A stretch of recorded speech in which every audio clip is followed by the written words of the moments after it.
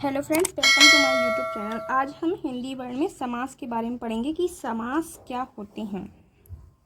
देखिए, दो शब्दों के मेल को समास कहते हैं। जब कोई दो शब्द मिलते हैं तो वह मिलकर क्या बनाते हैं, समास बनाते हैं। अब देखिए, इसमें दो शब्दों को पास पास लाया जाता है।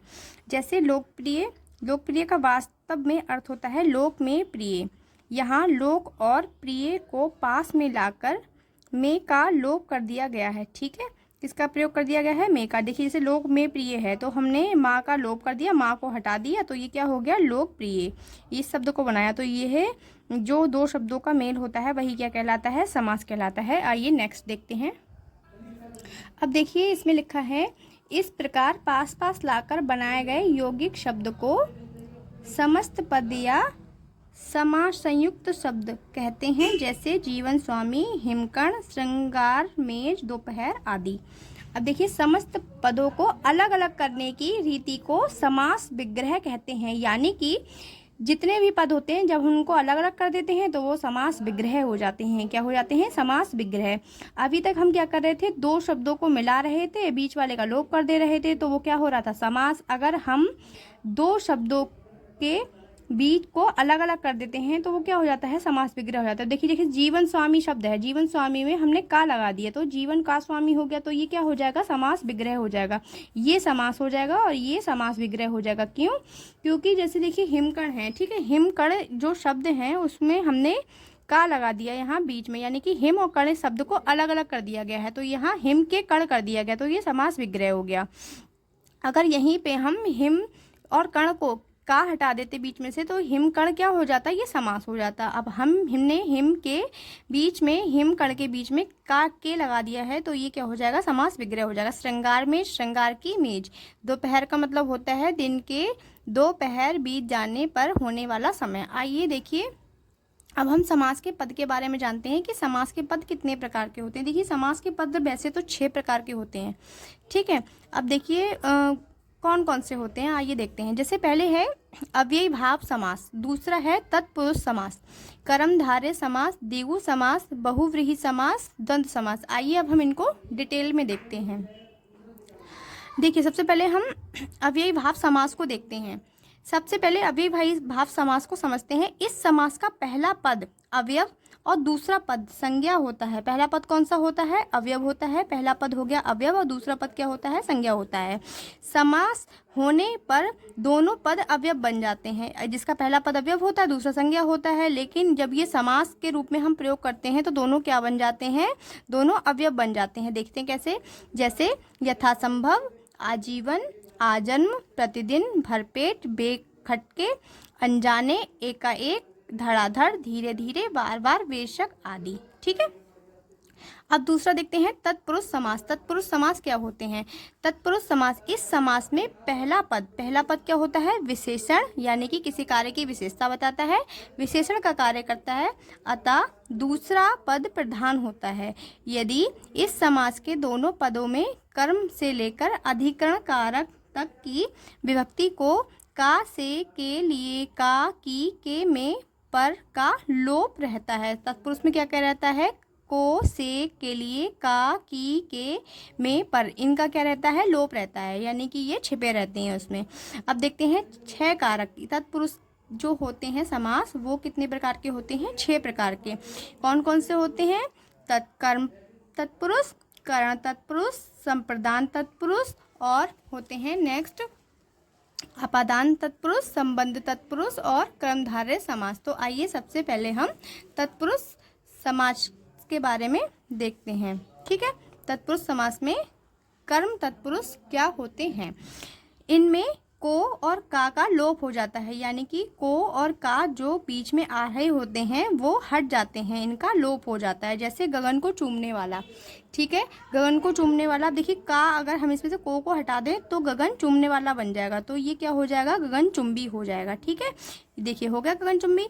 ऐसे ही स्वर्ग को प्राप्त, ठीक है, को का यहाँ हटा दिया गया, लोप कर दिया गया, तो स्वर्ग को प्राप्त क्या कहलाएगा, स्वर्ग प्राप्त कहलाएगा। ऐसी चिड़िया को मारने वाला तो क्या कहलाता है, चिड़ी मार कहलाता है। परलोक को जाना, इसमें को का लोप कर दिए तो परलोक जाना को क्या बोलेंगे, परलोक का आगमन। ठीक है, ऐसे ही है। अब देखते हैं करण तत्पुरुष। इसमें से के द्वारा का लोप हो जाता है।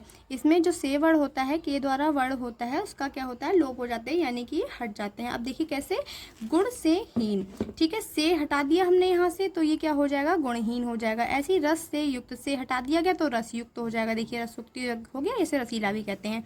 भूख से मरा हुआ, इसे भूखमरा कहते हैं। से हटा दिया गया तो भूख से मरा हुआ भूखमरा हो गया। तुलसी के द्वारा, देखिए क्वा के द्वारा शब्द आया, इसको हटा दिया गया तो तुलसीकृत हो गया, तो ये तुलसीकृत हो गया यहाँ पे।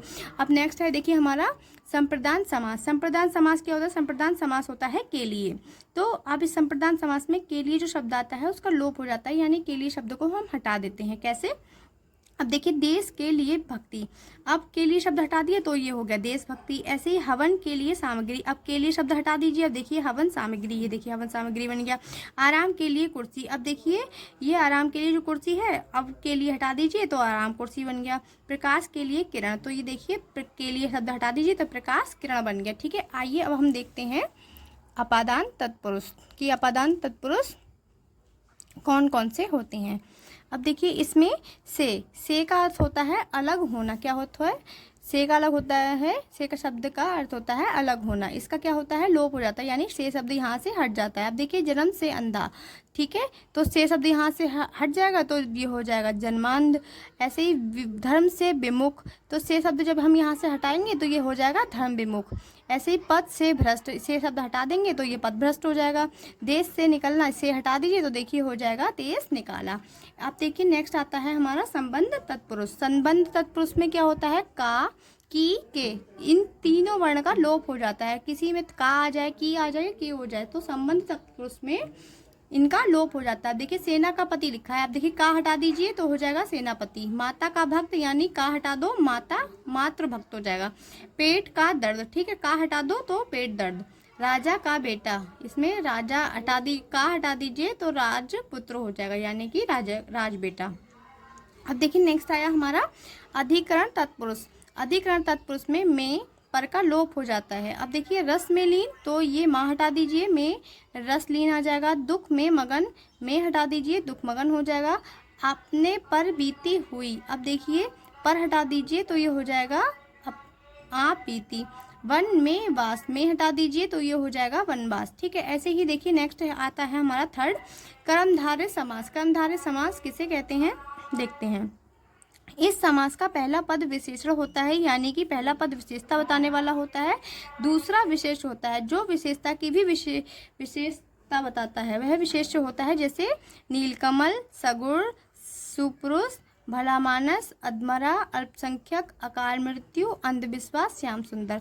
नेक्स्ट है हमारा द्विगु समास। अब देखिए इस समास का पहला पद संख्यावाची तथा दूसरा पद संज्ञा होता है। अब देखिए संख्यावाची कैसे, और एक पहला पद होता है संख्यावाची, दूसरा होता है संज्ञावाची। अब देखिए संख्यावाची कैसे, जैसे कि त्रि यानी कि 3, ये पहला पद हो गया, ये संख्या आ गई। 10, देखिए ये भी संख्या है। षट यानी कि ये भी संख्या है। पंच देखिए 5 यानी ये भी संख्या है। नव ये भी 9 यानी कि ये भी संख्या है। 2 दोपहर यानी कि देखिए 2 ये भी संख्या है। चौराहा यानी कि 4, देखिए ये भी संख्या है। 4 पाई यानी 4, ये भी क्या है, संज्ञा। और दूसरा देखिए क्या है, दूसरा इसमें क्या होगा, संज्ञा होगा। भुज, भुज क्या है, एक संज्ञा है, तो देखिए त्रिभुज, त्रिभुज हो गया। अब देखिए ये क्या हो गया, ये संख्यावाची और ये संज्ञा, ये दोनों मिलकर क्या होगा, द्विगु समास हो गया। ऐसे ही 10 मुख, अब ये देखिए ये संख्या है और ये क्या नाम है, संख्या है, और ये क्या है, हमारी संज्ञा, तो ये 10 मुख हो गया, तो ये हमारा द्विगु समास हो गया। ऐसी 60 और पद, देखिए 60 हमारी संख्या हो गई और पद हमारा संज्ञा हो गया, तो ये क्या हो गई, द्विगु समास हो गया हमारा। ठीक है, इस तरीके से हम पहचानते हैं, क्योंकि इसमें जो पहला पद होता है वह संज्ञावाची होता है और दूसरा पद क्या होता है, संज्ञा होता है। आइए बहुव्रीहि समास के बारे में जानते हैं। नेक्स्ट है बहुव्रीहि समास। इस समास में दोनों पदों में से कोई भी पद प्रधान न होकर अन्य पद प्रधान होता है। मतलब इसमें 2 पद तो होते हैं, लेकिन उन दोनों पद का मान नहीं होता है, दोनों पद नहीं माने जाते हैं। उसके लिए किसी तीसरे पद को चुना जाता है, यानी कि वह शब्द होता तो उसी के लिए है, लेकिन उसकी जगह तीसरे शब्द का प्रयोग किया जाता है। जैसे देखिए शब्द आया हमारा चतुरानन, अब ना ही तो चतुर इसका पद प्रधान होगा, ना ही आनंद, तो इसका कोई दूसरा ही होगा। जैसे जिसके 4 मुख हैं, जैसे ब्रह्मा, तो यहाँ पे ब्रह्मा के लिए बताया गया है, तो ना ही तो इसमें पहला पद प्रधान है, ना ही दूसरा, तो इसमें तीसरा ही प्रधान है, जैसे कि ब्रह्मा। ऐसे ही ये है दशानन। ठीक है, 10 मुख वाला अर्थात रावण। तो या इसमें ना ही तो प्रथम पद प्रधान है, ना ही दूसरा पद प्रधान है। इसमें 10 मुख वाला कौन होता है? रावण। तो इसमें रावण के लिए बोला गया है, तो यही बहुव्रीहि समास होता है जो किसी तीसरे पद को प्रधान माने। बारहसिंघा, देखिए बारहसिंघा में पद प्रधान है, ना ही तो बारहसिंह वाला होगा और न ही बारहसिंगा होगा, इसके लिए तीसरा ही नाम होगा। बारहसिंह वाला कौन होता है? हिरण होता है। ठीक है, तो बारहसिंगा किसको कहते हैं? हिरण को। तो यही बहुव्रीहि समास होगा। अब देखिए नेक्स्ट होता है हमारा द्वंद्व समास। इस समास के दोनों पद में और शब्द का लोप हो जाता है। किस शब्द का? और शब्द का। जैसे माता पिता, माता पिता, अब देखिए माता और पिता, इसमें और शब्द हटा दिया गया तो माता पिता बन गया। ऐसे ही राजा और रानी, तो और हटा दिया गया तो राजा रानी बन गया। ऐसे ही पिता और पुत्र, और हटा दिया गया पिता पुत्र बन गया। अन्न जल, अन्न और जल में से और हटा दिया गया तो अन्न जल बन गया। नीचे और ऊपर में से और हटा दिया गया, नीचे और ऊपर बन गया। इस प्रकार से हमने आज के टॉपिक में समास के बारे में जाना कि समास क्या होते हैं, समास के कितने भेद होते हैं।